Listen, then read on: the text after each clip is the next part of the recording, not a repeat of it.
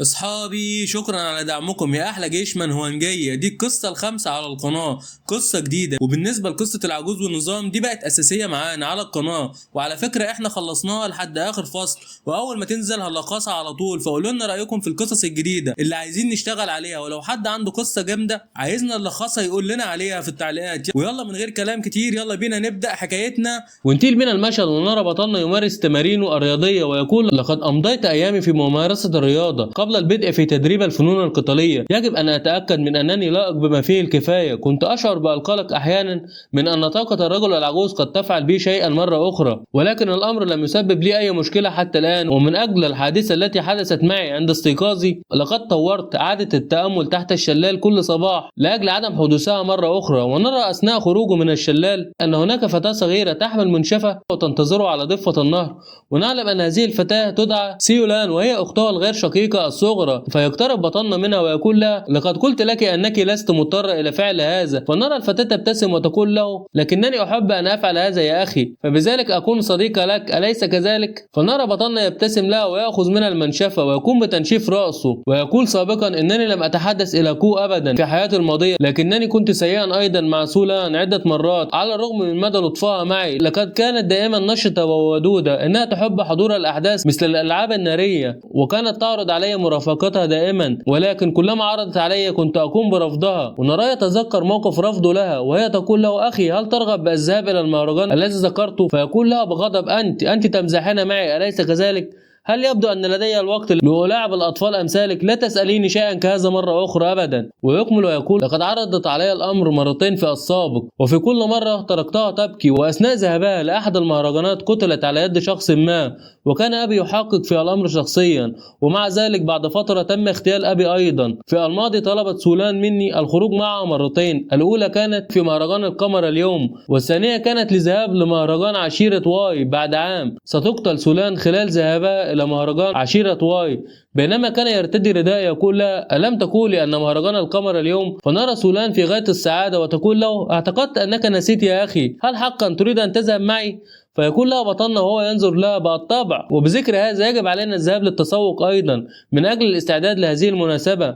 فنرى سولان في غاية السعادة وتقول: أجل، دعنا نذهب الآن يا أخي، وتقوم بالركض أمامه. فيقول بطلنا وهو يسير خلفها: هذه فرصة ثمينة أخرى أمتلكها في هذه الحياة، لا أستطيع أن أسمح لنفس الأشياء أن تحدث مرة أخرى، ولكي أفعل ذلك أحتاج إلى أن أصبح قويا بما يكفي لحماية عائلتي واستعادة شهرة عشيرتي.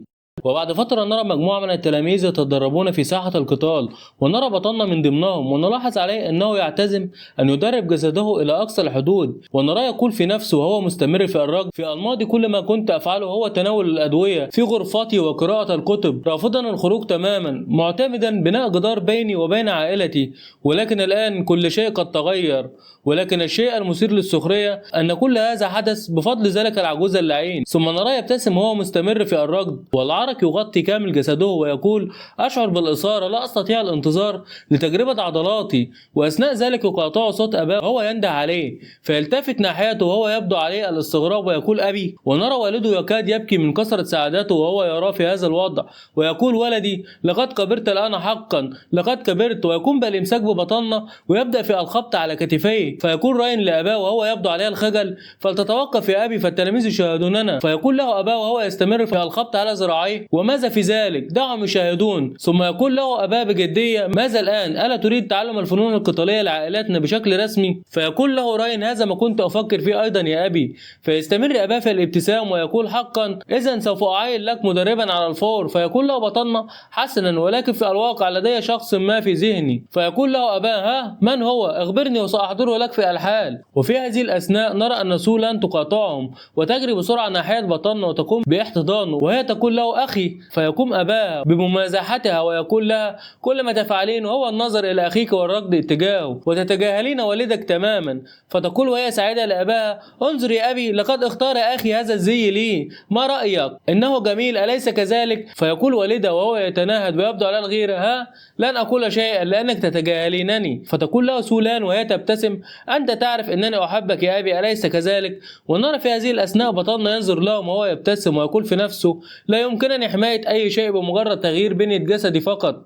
أولا أحتاج إلى بناء القوة اللازمة لحماية نفسي، وعلي أن أتعلم فنون القتال. ثم نرى سيدة تقوم بأداء حركات في منتهى الرشاقة بسيفها الحاد، ويبدو عليها أنها متمرسة وذا مستوى متقدم في فنون الدفاع عن النفس.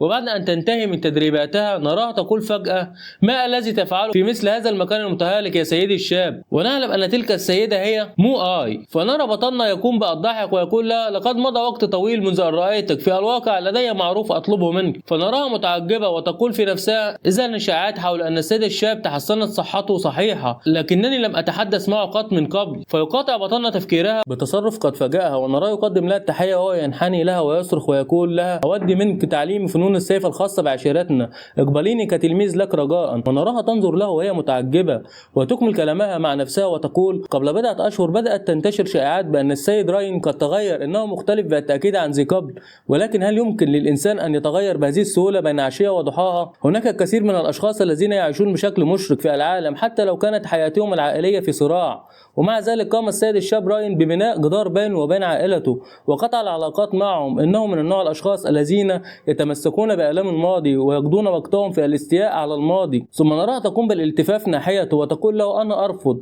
فنرى الدهشة على وجه بطلنا وهو يقول لها: هل يمكنني على الأقل معرفة السبب؟ فتقول له: أنا منشغلة بالفعل في دراسة تقنيات عشيرتنا من أجل إعلاء قدرها. وهي تقول في نفسها: السيد الشاب اعذرني على قول هذا، لكن البشر لا يتغيرون بهذه السهولة. ونراها تتركه وتذهب.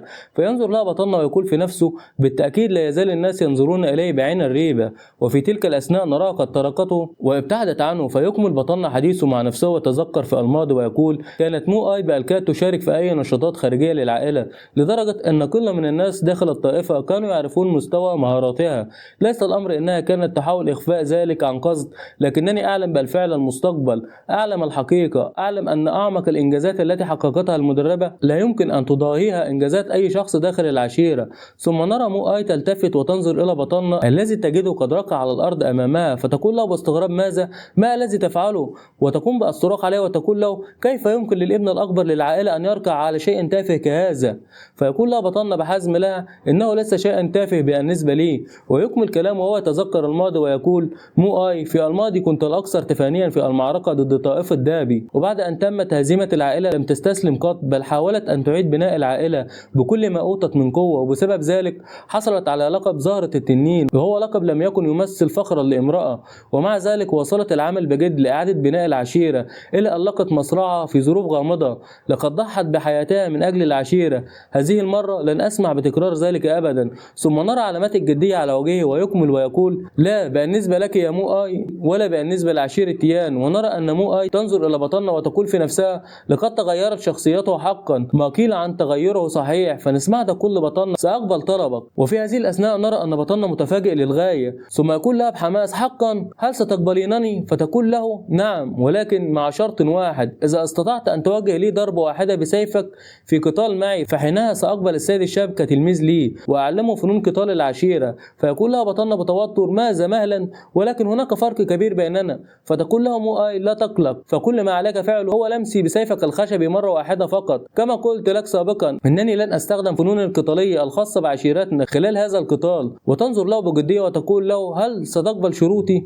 فينظر بطلنا له بتوتر ويقول في نفسه: منذ عودتي إلى الماضي تدربت بلا كلل، إذا كان هذا هو العائق فما علي سوى تحطيمه. ثم يقوم بالصراخ عليها ويقول: فلنفعل ذلك، لنأخذ تلك المباراة. وبعدها بلحظات نرى بطلنا ملقى على الأرض وهو في حالة مزرية ومتفاجئ في نفس الوقت، ويقول في نفسه: لقد سقطت دون أن ألمس أطراف أصابعها حتى، إذا فالفجوة بيننا بهذا الاتساع. ونرى مو آي تتركه وتذهب وهي تقول: أعتقد أنني فزت.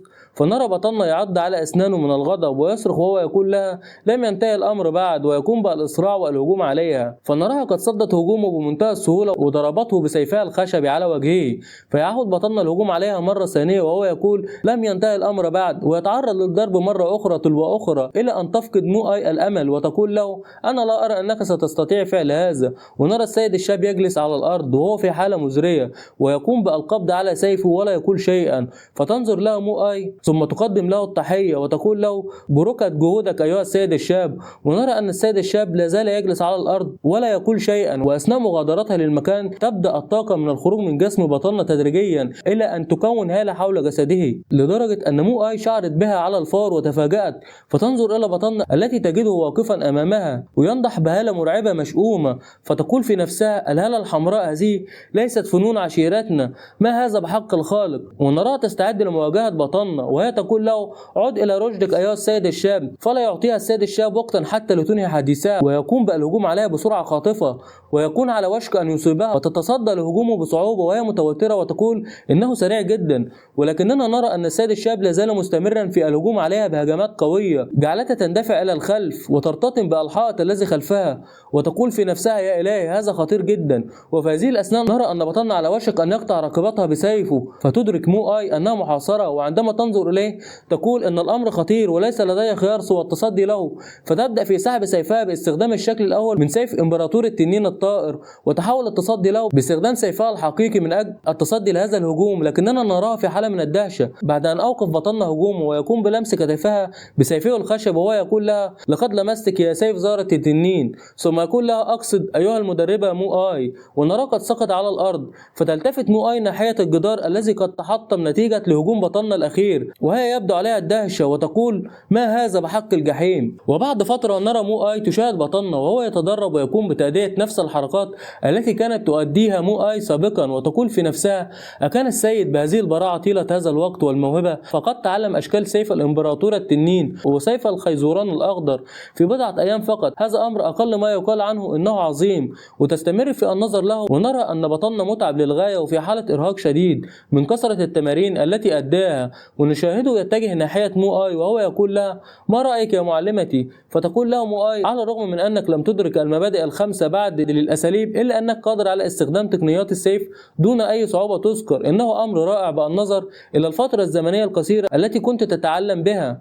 فنرى بطلنا يضحك وهو خجل ويقول هذا ثناء كبير منك يا معلمتي. فتنظر مو آي له بجدية وتشعر منه بتلك الهالة المشؤومة وتقول يتعلم السيد الشاب فنون القتال بمعدل لا يصدق، وتكمل كلمتها وتقول له باستغراب ذلك السيد الشاب المريض الذي كان طريح الفراش منذ وقت ليس ببعيد، إنه أمر لا يصدق حقا. فنرى بطلنا ينظر لها فتنظر له أيضا وتكمل كلامها وتقول له تلك الهالة الحمراء. فنرى بطلنا يدع يده على رأسه ويقول لها وهو يتنهد هذه القصة مرة أخرى أخبرتك بالفعل في ذلك الوقت لقد ضربتني بشدة، أنا حقا لا أتذكر شيئا.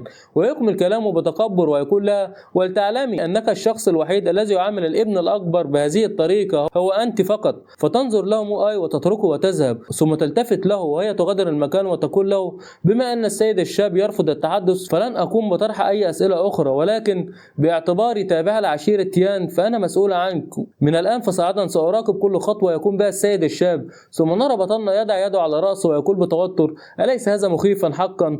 وينتهي بنا المشهد إلى مساء اليوم، ونرى بطلنا يجلس في غرفته ويقول في نفسه عندما قمت بممارسة سيف إمبراطور التنين وسيف الخيزران الأخضر شعرت بذلك بالتأكيد. ونرى أمامه أحد كتب الفنون القتالية ويستمر في تفكيره أثناء نظره لذلك الكتاب ويقول مهارات الفنون القتالية لعشيرة تيان التي رأيتها وتعلمتها بالفعل بالتأكيد هي نصف المهارة فقط، لم يكن هناك خيار آخر، ففنون عشيرة تيان في أصلها يعود إلى الطائفة الشيطانية. في الماضي البعيد كان مؤسس طائفة تيان مبارز رحال في منطقة هينان، لكنه تلقى تعليمه من معلمين مختلفين، أحدهما كان معلم للفنون الشيطانية والآخر كان معلم للفنون الصالحة. وقام المؤسس على مدار سنوات طويلة بدمج الأسلوبين مع بعضهما البعض ليبتكر في النهاية أسلوب سيف إمبراطور التنين الطائر وسيف الخيزران الأخضر. ولكن عندما يتم تعديل الفنون الشيطانية واستخدامها بأساليب صالحة فمن الطبيعي أن تصبح معيبة وغير مكتملة، حيث يمكن الوصول بتلك الأساليب المعيبة إلى الذروة فقط، ولكن الوصول إلى الكمال المطلق لهذه الأساليب شبه مستحيل. لذلك أبقى المؤسس على أصل هذه الفنون سرا، ولكن بمرور الوقت تم الكشف عن الحقيقة وأصبحت السبب الرئيسي وراء إبادة طائفتنا. ثم نراه يقوم بالخبط بيده على الطاولة ويقول بوجه يملأه الحماس: هناك طريقة لإكمال هذه الفنون القتالية الناقصة الغير مكتملة، وأنا الوحيد الذي يعرف هذه الطريقة، لأنني عشت في المستقبل وعدت إلى الماضي، أنا وحدي من يعرفها. ثم نراه لاحقا يجلس مع والده وزوجة أبيه ويخبرهم أنه يريد أن يذهب لزيارة عائلة تشوجي، فيقول له أباه: ما سبب اتخاذك لهذا القرار فجأة؟ فيقول له راين إنه استعاد صحته من خلال تعلم الفنون القتالية، لذا يعتقد أنه سيكون من الجيد زيارة تلك العائلة لأن لدي زواجا مرتبا معهم، أليس كذلك يا أبي؟ فيقول له والده: الوقت يمر بسرعة، فإن قرار الزواج كان شيئا تم اتخاذه قبل أن تولد حتى، دعني أتذكر اسم تلك الفتاة. فقاطع راين حديث والده ويقول اسمها هو جي. فيقول له أباه وهو ينظر إلى كوب الشاي ويبدو أن يملأه الحنين إلى الماضي: نعم، فلقد كان أباه صديقي المقرب، إذا ذهبت أعتقد أنه سيسعد بذلك. ويكمل أباه كلامه ويقول وهو يمزح مع بطنة: لقد سمعت أنها مشهورة بجمالها الأخاذ. ثم يكمل كلامه ويقول له: إذا متى ستغادر؟ فنرى زوجة أبيه تقوم بالإمساك بزوجها وتقول له: يا عزيزي، لقد استعاد راين صحته منذ فترة قريبة، أعتقد أنه سيكون من الأفضل أن ننتظر بعض الوقت قبل أن نرسله إلى عشيرة تشوجي. فنرى والده يضحك ويقول له: الآن أصبح راين في سن 20 تقريبا، من الجيد أن يسافر ويلتقي ببعض الأصدقاء في مثل سنه. قابلت جيول وهو والد خطيبته، فتقول زوجته وهي تبتسم له: حسنا، كما ترى، فليفعل ذلك إذا كان هذا مناسبا، ولكن نظرا لأن الرحلة ستكون طويلة يجب أن نأخذ الحذر أثناء تلك الرحلة، قد تستغرق أكثر من شهر، لذا سيكون من الأفضل أن يكون لديه حراس أقوياء. ثم نرى مو آي غاضبة تماما وراين سعيد لرؤيتها ويقول لها: معلمتي، ولكن من هذين الشخصين الذين معك؟ ونرى أن شخصين ضخمين يتقدمون ناحية بطننا ببطء ويبدأون في الإمساك ببطننا وتفحص جسده، مما يجعل بطننا يتساءل ما الذي يحدث هنا. ويبدأ الرجلان في الابتسام قائلين: أكان صحيحا أنه يمارس فنون القتال؟ فيقول الشخص الآخر له: يبدو أن هذا صحيح، فهو مختلف عن ذي قبل بالتأكيد. فيقول راين في نفسه: يبدو أن هؤلاء هم توأم شبح السيف، من الجيد مقابلتهم الآن. ثم نراه يقول لهم: من الجيد مقابلتكم، أأنتم هنا حقا لحمايتي؟ فيقول أحدهم لراين: أن لديك القدرة على زيادة حجم عضلاتك، ونعلم أن هؤلاء المحاربين هم جيونج ونام. ويقول بطلنا في نفسه: إنهما قد يكونان من ذي العضلات لكنهما ماهران. ثم يقول بطلنا لهم: إنه من سيكون مسار الرحلة، أتمنى أن تتبعوني دون حدوث أي مشاكل. فينظر له جون ويقول له: حسنا أيها السيد الشاب. ثم نراهم أمام قصر العائلة ويقوم بطلنا بتوديع عائلته قبل أن يستعد للرحيل. فنرى سولان تبكي وهي تقول لأخاها: لا تذهب. فيقول لها بطلنا: أنا آسف يا سولان، ولكن بدلا من ذلك سأذهب إلى المهرجان الذي أخبرتني عنه معك. فتقول له: حقا؟ فيقول لها: نعم، وهو يبتسم لها. ثم يتجه نحو أخاه ويضع يده على كتفه ويقول له: رجاء اعتني بسولان والعائلة ريثما أعود. فينظر لها كيو إلى بطلنا ويقول في نفسه: هل كبرت إلى هذا الحد؟ ثم يقول لأخيه بخجل وهو يضع يده على رأسه: سأحمي أختي الصغرى بحياتي هي وعائلتي. وبعد أن انتهى أخيه من قول تلك الكلمات يبدأ راين بالتراجع بضع خطوات ويخبرهم أنه سيذهب، بينما نرى والده وباقي أفراد عائلته يودعونه بحرارة شديدة. فنرى راين يقدم لهم احترامه ثم يغادر مع أفراد مجموعته. بينما هو يبدأ في المغادرة نسمع صوتا مألوفا يناديه، وعندما يلتفت يرى أنها يونا تركض نحوه بشدة. وعندما ينظر إليها راين يتذكر عندما كانت العشيرة تحترق وتسقط وأنه الشخص الوحيد الذي ظل بجانبه طيلة حياته السابقة، وكانت يونا لا تزال تركض نحوه وتنده عليه وتقول له: سيدي الشاب لا تتركني، وهي تبكي وتتوسل إليه أن يسمح لها بالذهاب معه. فنرى بطلنا يوقف حصانه، وفي تلك الأثناء نلاحظ أن علامات التعب قد ظهرت على يونا من كثرة الركض خلفه. فيبدأ في ذلك الوقت جونغ يقول بوجه جد وهو ينظر لبطلنا: عليك الرفض يا سيدي الشاب، فلا يمكن لخادمة اتباعنا. فلا يقول بطلنا له شيء. ثم نراه ينزل من على ظهر حصانه ويبدأ في الركض ناحية يونا، ونراه يرفع يده بينما تغلق يونا عينيها معتقدة أنه سيضربها. وحينها نرى أن بطلنا قد قام باحتضانها بشدة مما جعلها مذهولة من فعله، وبسبب فعله لهذا أيضا يتفاجأ الجميع ويلاحظون مدى المشاعر المتواجدة في هذا العناق. ويبدأ بطلنا في الكلام وهو لا يزال يحتضن يونا بشدة ويقول لها: يونا، أنت دائما بجانبي، أنا سعيد جدا وممتن لك. ثم نراه يبعدها عنه وهو لا يزال ممسك بها ويقول لها: ومع ذلك فإن الطريق الذي أنا على وشك أن أسلكه هو طريق طويل جدا ومن المحتمل أن يكون خطيرا. ولا يزال ينظر لها بعينين مليئتان بالحب والخوف عليها. ويكمل كلامه ويقول لها: لذا لا أستطيع أن أخذك معي، فأنا لا أريد أن أعرضك للخطر لأنك عائلتي الثمينة. ثم يقوم بالابتسام لها وهو يقول لها: مع وأبي وأمي وأخي وأختي، أليس كذلك؟ فتقول له وهي تبكي من سعادتها: نعم يا سيدي الشاب. ونراها في طريقها للرجوع إلى القصر، وقد انطلق بطلنا إلى رحلته وهو يبدو عليه العزم على تحقيق أهدافه، وهو يقول في نفسه: عندما أعود إلى العشيرة ستتغير الأمور كثيرا، وستتأكد من إكمال فنون القتالية الخاصة بالعشيرة إلى الكمال المطلق. ثم نرى يترك جانب الحصان بقدم، مما يجعلهم يبدأون في التحرك، وهو يقول في نفسه: أنا آسف يا والدي، لكن عشيرة تشوجي كانت مجرد عذر، لأنها قريبة من جبل وودانغ الذي مخبأ بداخله سر فنون عشيرتنا.